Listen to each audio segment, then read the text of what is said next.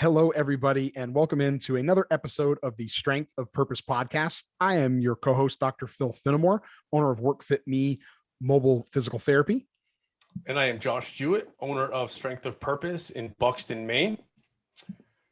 The goal of our podcast is helping busy Maine professionals find the mental, emotional, and physical strength to fulfill their true purpose in life. Josh and I have a passion for sharing our true purpose with others. Join us as we discuss holistic health and wellness tips with our friends, colleagues, and even heroes and mentors to help you strengthen your true purpose in life. And we have another fantastic interview coming your way today. Real excited about this one. Someone I just met recently.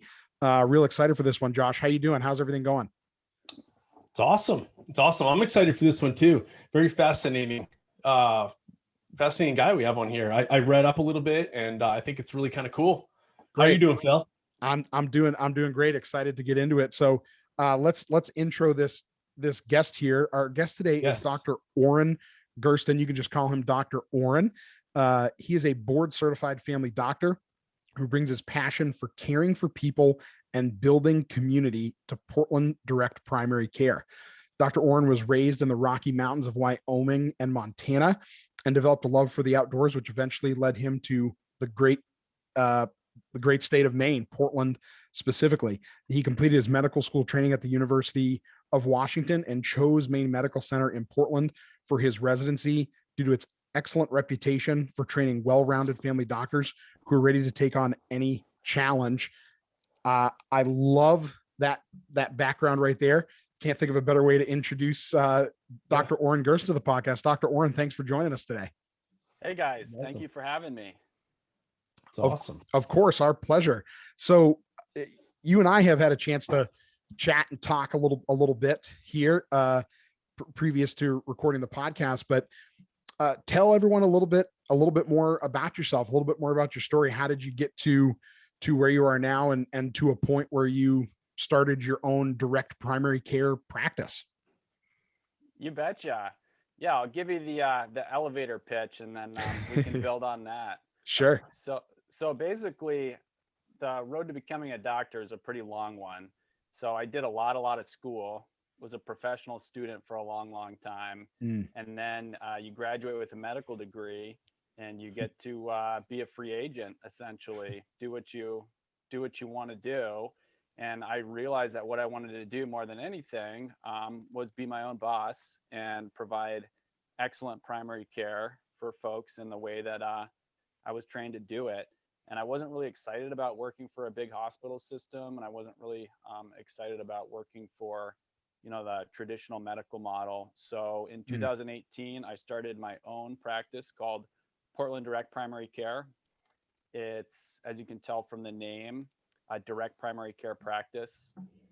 That's not an idea I invented, but I thought it was a good enough idea to build a business around it. And basically what that means is I provide comprehensive primary care for a flat monthly fee, usually less than the cost of a cell phone bill.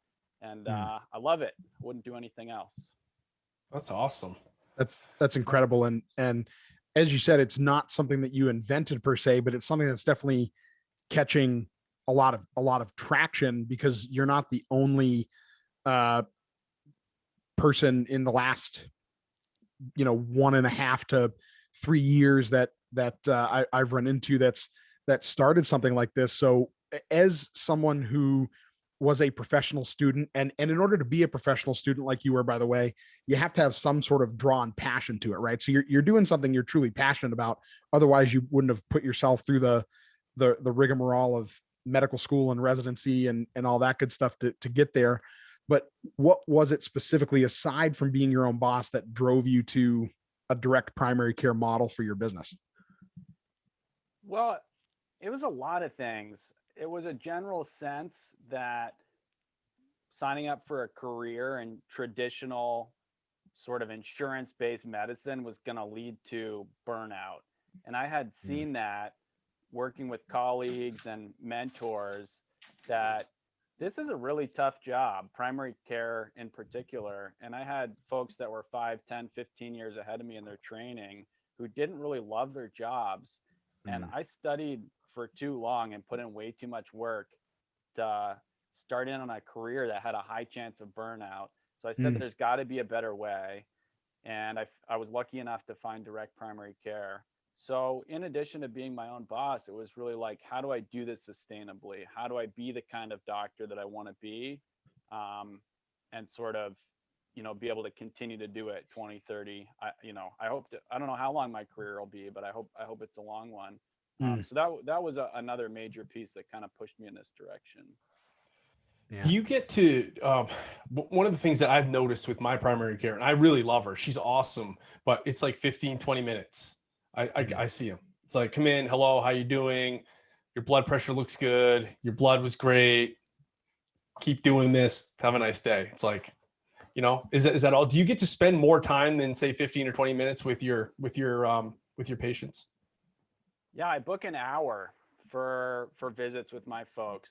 Wow. I don't always spend an hour face-to-face with people, but that time is there if I need it. And then, being a small business owner, there's always other things to do with the hour if we finish early. Sure. But to your point about the traditional model of quick visits, what I like to say is we've got good people, but a bad system. Yeah. So the doctor that, your experience in the medical system is not atypical. That's what most people have experienced. Yes. And it's not the doctor's idea. It's not even necessarily the clinic's idea. It's mostly we've fallen into this trap that I think is mostly an insurance trap. That in order to keep the lights on at the clinic and pay everybody's salary, not just the doctor's salary, but there's layers upon layers behind that. There's only so many hours in the day. So you get, in the insurance-based system, it's fee for service. So you get paid for each thing that you do.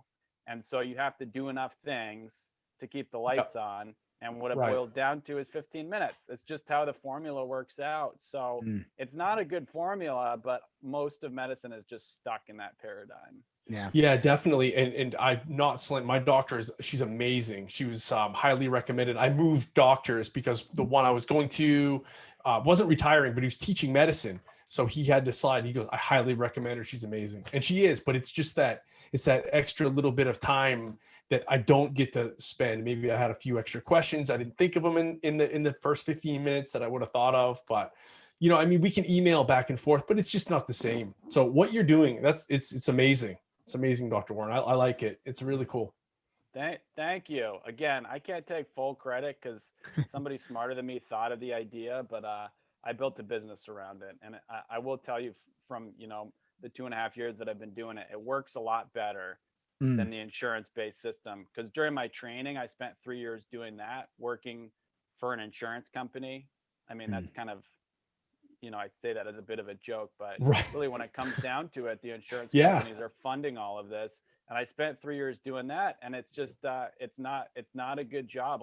It's not something I wanted to do. It's not a job that a lot of docs enjoy, but people, feel like they don't know a better way. And so direct primary care is trying to pave that road to a better way to provide primary care. Yeah. Yeah. And it's doing a fantastic job. And the paving the way can be a little difficult because the idea of paying fees up front and the idea of things not even being connected in any way, shape, or form to insurance takes people aback a little bit. But as you said, it's a fee for service business. And my field is that way as well when you're in network with the insurance companies. But because insurance companies are so terrible in the service they actually provide now, it's very shocking to people, especially in your world, a little different in my world, but in your world where they get 15 minutes with that provider and it was not for their routine physical, let's say. And they have a $10,000 family deductible because they have themselves and 2 kids on the plan. And they saw you for 15 minutes because of the level of visit that you had to bill.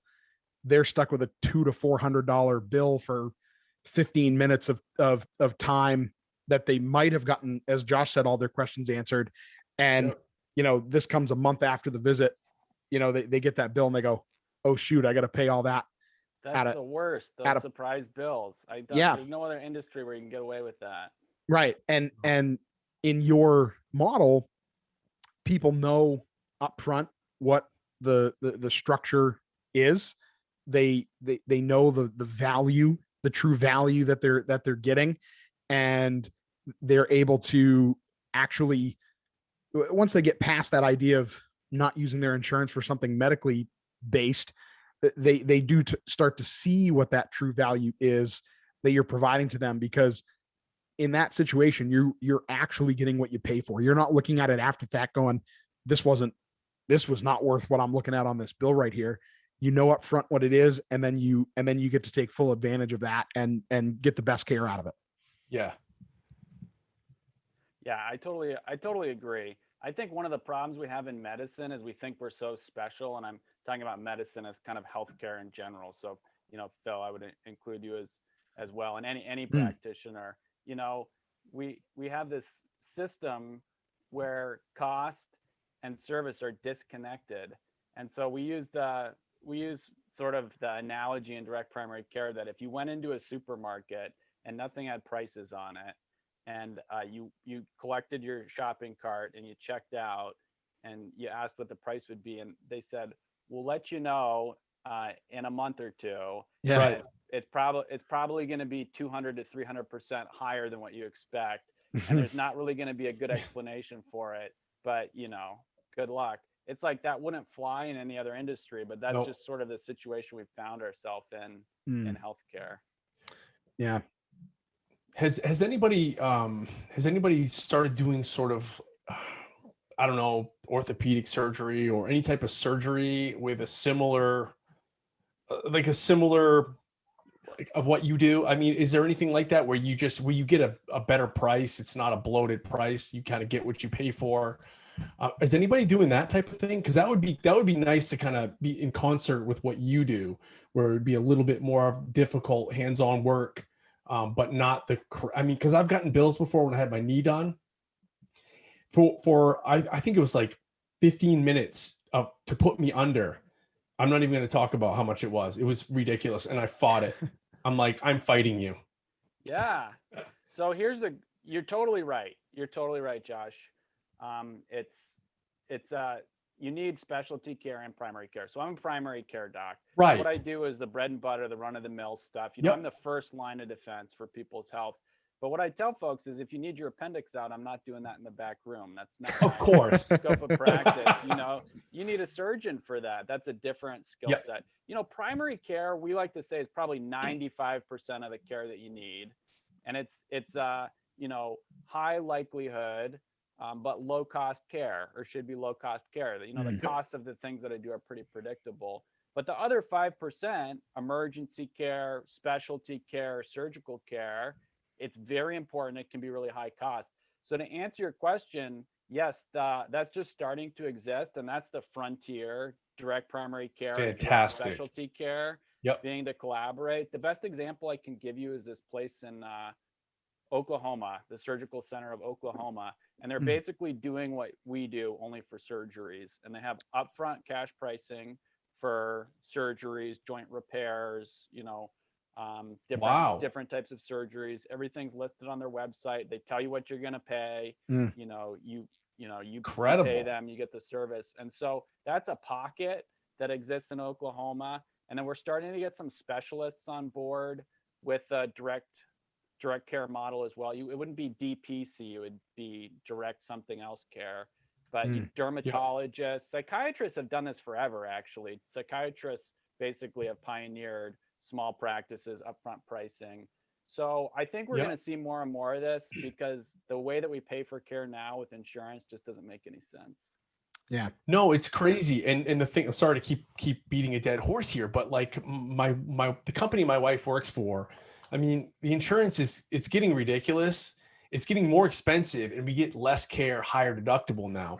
But if you have, say, a family of 4, you pay the same as a family of 10. So like it's very weird. So like everybody below those people that have all the 10 kids, they seem to like pick up the bill for the rest of everybody else. And it's crazy. And like I said, it's not getting any better as far as the care goes. It's like the higher deductible, higher percentage.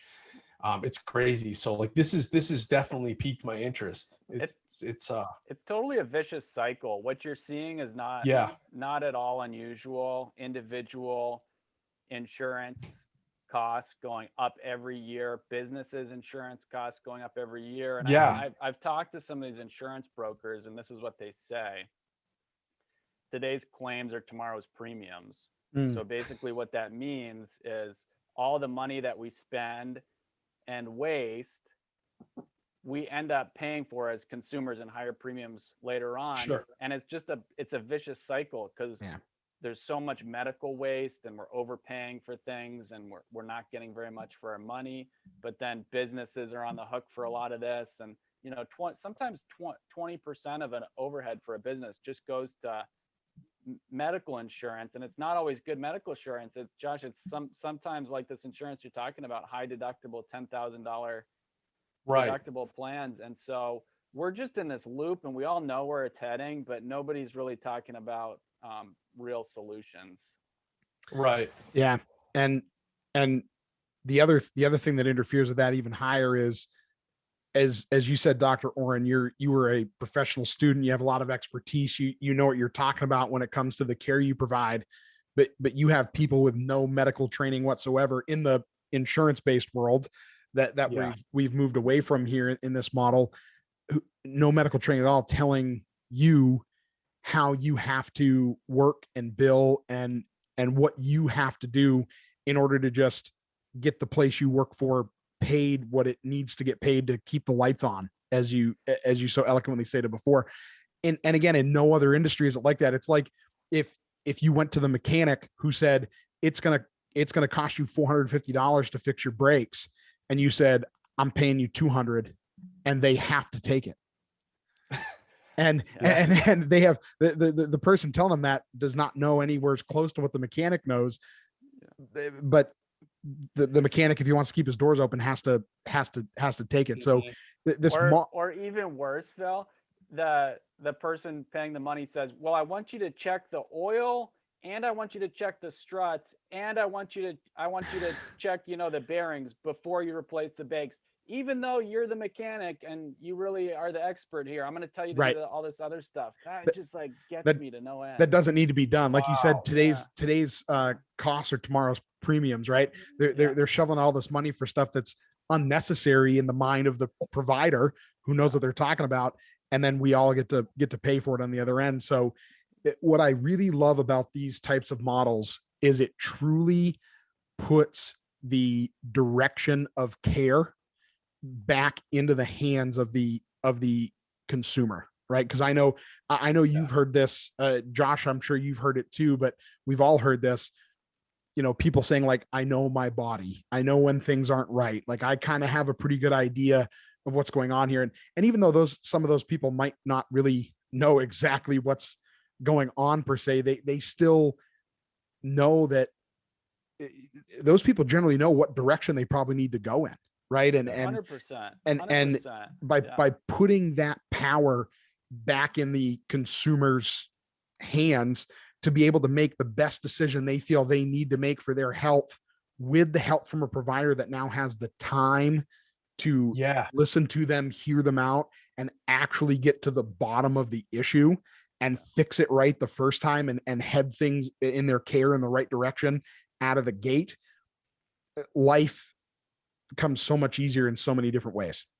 Yeah, we're speaking the same language, and I've said the same thing in different ways to people interested in becoming a patient with me. And one of the biggest ways to sell my services, I'm a doctor who's gonna work for you, the patient, not your insurance company. So that comes down to accountability. You know, I'm accountable to the patient. If I do a garbage job, they're going to go to a different doctor. That's how it should be. But if I do a great job and offer excellent value, they'll keep coming to me. So I 100% agree with you. This needs to come down to kind of patient choice and patient autonomy.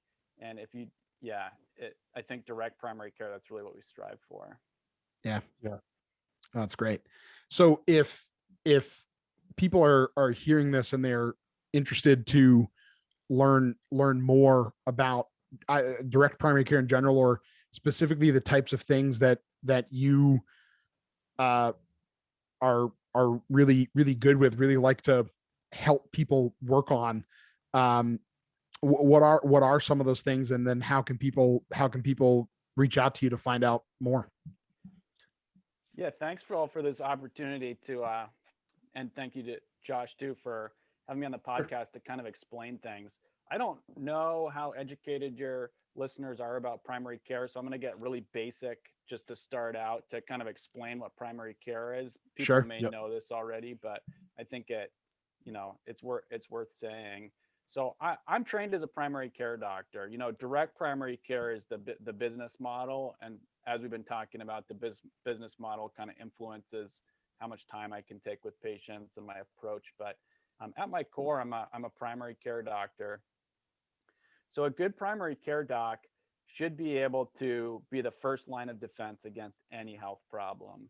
I tell people 50% of my job is taking care of you when things go wrong.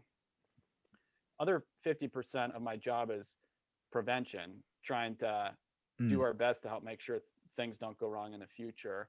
So that's the primary care approach. There are different kinds of primary care doctors. I'm a family doctor. So what that means is I take care of all ages. During my training, I delivered over 50 babies. I don't do that anymore as part of my practice, but as soon as kids are born, I can take care of them. And then I have some 90-year-olds in my practice.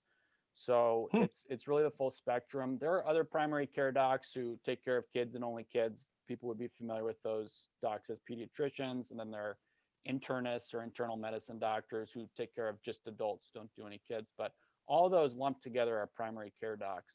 So I cannot stress the importance of having a relationship with a primary care doctor that you know and trust.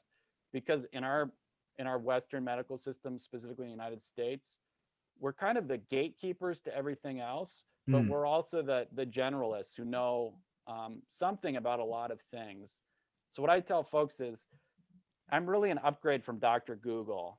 If you are someone who last time you had a health concern, the first thing you did was go to Google, you need a primary care doctor. Yes, because Google gives only general information and leads you to WebMD. And we all know WebMD's job is to tell you you're dying, which hopefully is not true, but sometimes is.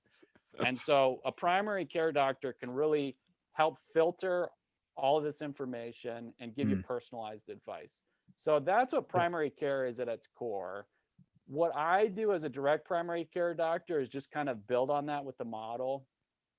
So I say I would like people to use me the right amount, not too much, not too little. In a fee-for-service model, fee-for-service, if you're getting nickeled and dimed for every question, if you're on the clock, and people may have had this experience, you hit your 15 minutes and you're like, I have another question. And the doc's like, I'm sorry, I don't have time. We'll have to make a follow-up visit.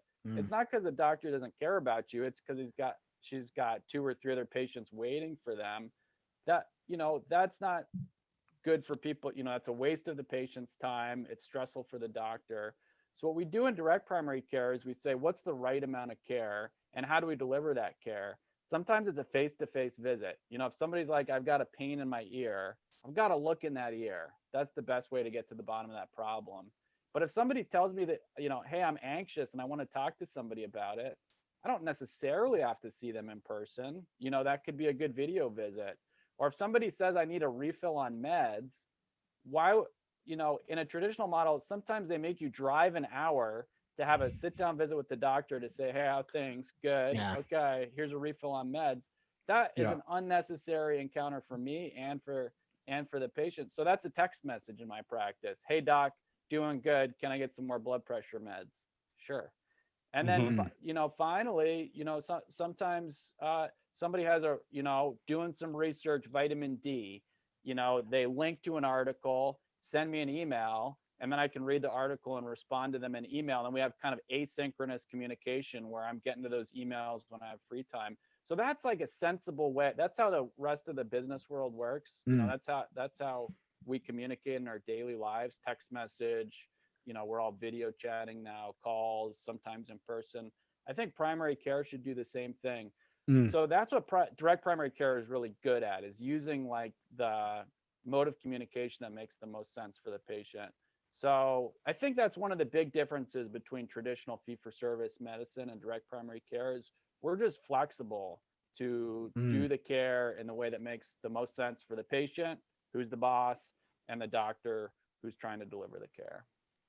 Wow.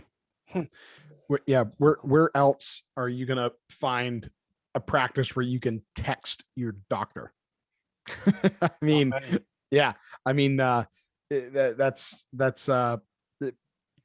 great. And again, I just love that this type of a model, because as some people may know, it's the way I have my practice set up as well. And having that, I know some providers I've worked with over the years would go, there's no way I want to be connected on social media or my personal email or my personal phone with my patients. But that's because they're seeing 20, 30, 40, whatever patients a week, right? Depending on the profession. In my profession, that's essentially what it is. But in those models, but when you build those relationships with people like you're able to do, because that's really what it is more of a relationship than it is I'm the doctor, you're my patient. You've built a personal relationship with them as their primary care doctor, and like you said, they're the boss. You just help them get where they need to be the most effectively, and everything that they need is addressed in the most efficient way possible and what makes the most sense for them to get better faster. Yeah, and I think you made a good point that your business model and my business model, are newer ideas. I think they're non-traditional when we look at sort of medical care delivery, but people totally get it. This is like the Netflix for healthcare. Flat monthly fee. You use it as much as you want. Netflix doesn't care if you watch one video or 100 videos. Like, it's a flat fee. And then similar to kind of an Amazon Prime, level. I'm not trying to pitch these multi-billion-dollar corporations, but Amazon Prime, where you order a lot of stuff. You pay kind of a monthly or yearly fee. You get an extra level of service. People are used to this a la carte. So I think people are married to their insurance for some reason, which I don't get, because everybody's had bad experiences with insurance. But people are more and more open to these sort of, I guess, sort of monthly or yearly fees, getting primary care, because people can really see the value in it, and it's easier to budget for. Who has $10,000 to blow if they meet their deductible? Whereas for me, for a 25-year-old, I say $600 flat fee. You pay me up front. That's a year membership. It's all the primary care that you need.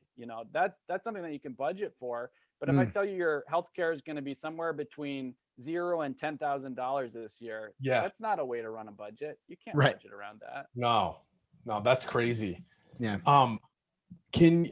So if somebody was to drop their insurance, say, and come on board with you and do that, and let's say they get in a car accident, something happens, does the emergency, do they turn people, like, how does that work? Do they just get billed for it, like, privately, or do they pay monthly on it? Like, how does something, can you explain to people like that? Because that, I don't know if that would be like a crutch, like something that people would maybe not want to go that route. Can you explain how that would work maybe? Yeah, it's a great question. The short answer is yes, the hospital has no problem billing you for the full sticker value of whatever services you receive, which can easily exceed $10,000 for an ER visit, or if people need surgery, easily exceed $50,000. The number one cause of bankruptcy in the US is medical bills. How sad is that? Oh, wow. That's ridiculous. So, people are going bankrupt, losing their homes because of medical situations that were outside their control. So, the thing that is really important to understand is that what I offer is different than insurance. So what I offer is a primary care doctor who will take the time to get to know you,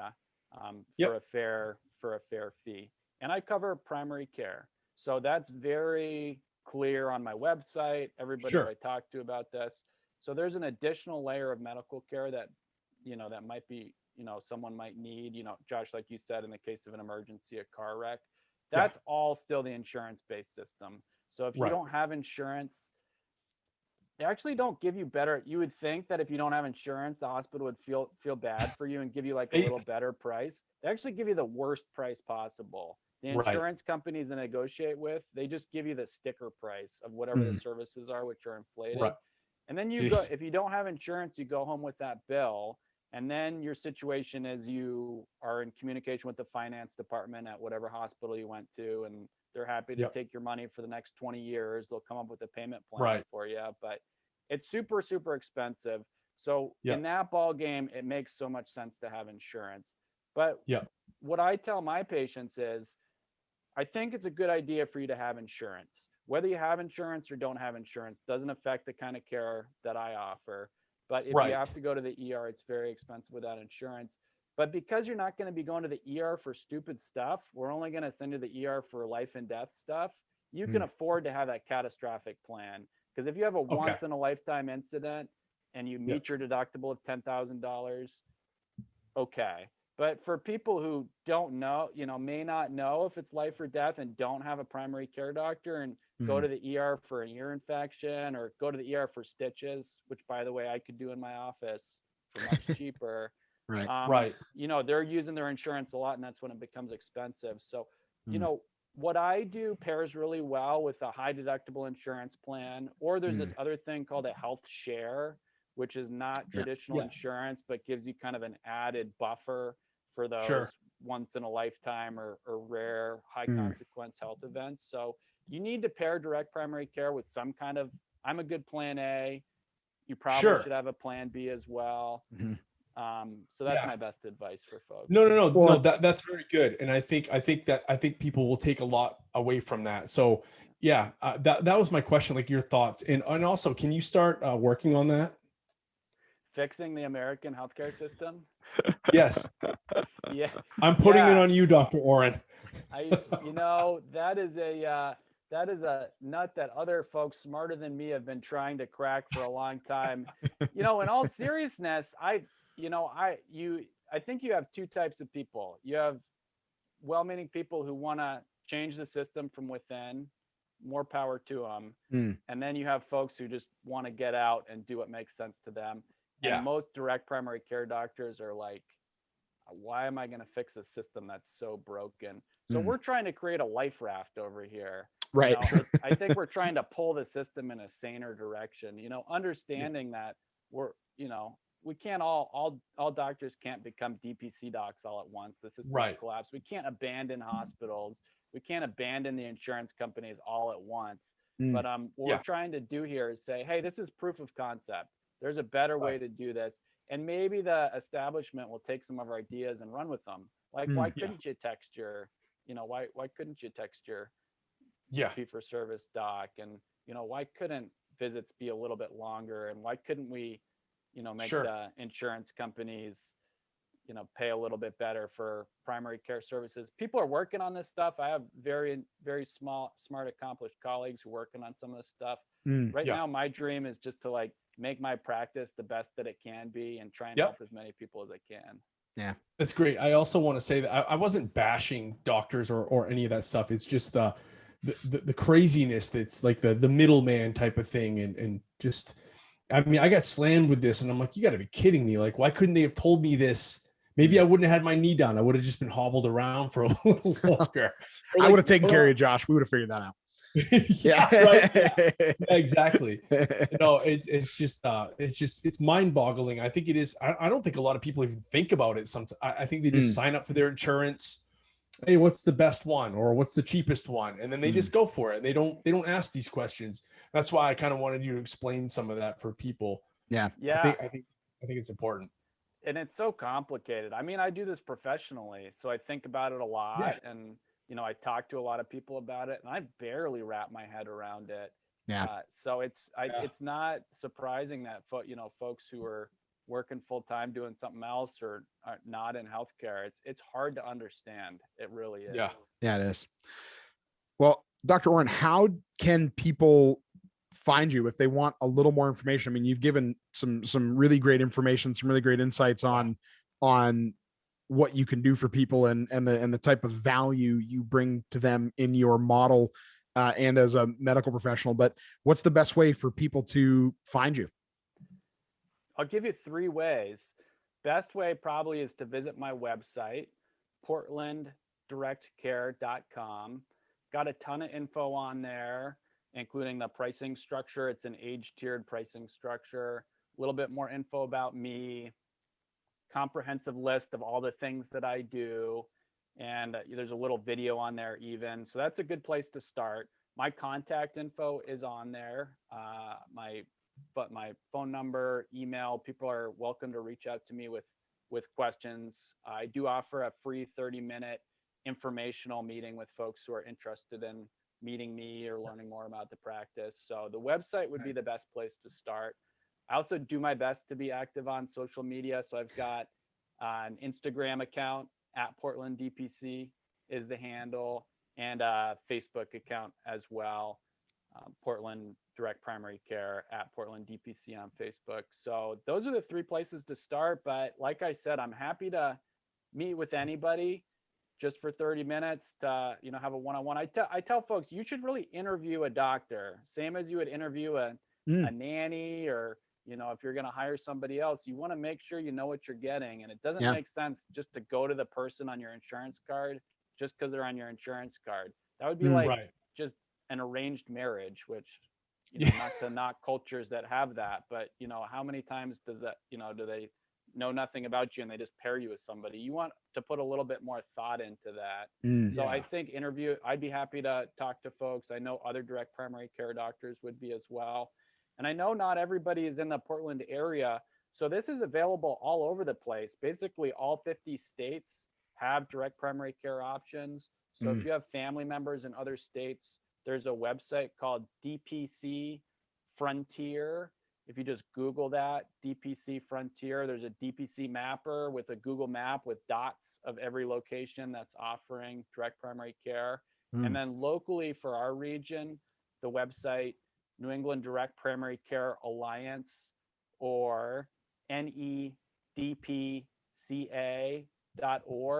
has a list of all the providers in Massachusetts, Maine, New Hampshire area. There's a ton of us doing this, and we're growing. We're starting a revolution, and we're happy to have anybody join us that's interested. It's awesome. That's fantastic. That's great information and a great tool for people, no matter where they are, to find a way to get value out of this practice setup. That's fantastic. So before we wrap up a little bit here, Dr. Oren, we have 2 questions we like to ask everybody that comes on the podcast. So the first being, what is your definition of strength?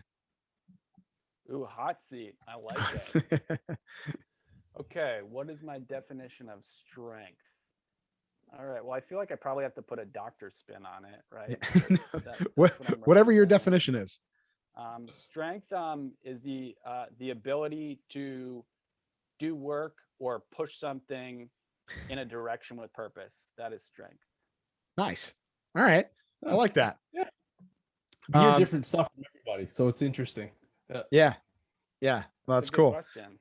And then the last question that we'll finish with here is, what is your true purpose in life? Ooh, deep. Very deep. Well, to be 100% honest, I think I'm still figuring it out. But that's fair. To give you my best guess at where I am at this moment, I think it's to help folks find their path to wellness, however they define that. Nice. Awesome. I love the still figuring it out, because I think when we get asked that type of a question, we all think we need to come up with an answer, but sometimes that's the best answer, because that's the truth. So that's awesome. Well, I think it changes, right? Because if you would have asked me last year, I would have had a different answer. And if you would have asked me when I was 20, I definitely would have had a different answer. Yeah, it's fluid. It involved cars more than it does now. But no, those are great questions. I think that's cool stuff. Well, great. Awesome. Well, thanks very much for joining us, Dr. Oren. Really appreciate it. Everybody go check out his website. All of Dr. Oren's information will be in the show notes, so you can definitely check that out. As always, please be a friend and tell a friend. If you enjoyed this conversation, please share it with someone else that might get something out of it, or that needs to be working with someone like Dr. Oren, because they go on WebMD and find out that they have cancer of a body part that they don't even have. So please share this with people that you think can get something out of this. And as always, we appreciate that 5-star rate and review. If you want to learn more about us or about the podcast, or see a little bit more about Dr. Oren, you can hit us up on social media at Strength of Purpose Pod. Shoot us an email with questions or suggestions for the podcast, strengthofpurposepod@gmail.com. And if you'd like to watch us, you can watch us on YouTube, and make sure you hit the subscribe and notification bell so you know when a new episode drops. Again, Dr. Oren, thank you very much for joining us tonight. We really appreciate it. Thanks, Dr. Oren. Thank you both for having me. This was awesome. Thanks for putting this out there, and thanks for having me on. Of course, yes, our pleasure. Sir. All right, everybody. Until next time, that was another episode of the Strength of Purpose podcast. We'll see you back here next week. Take care.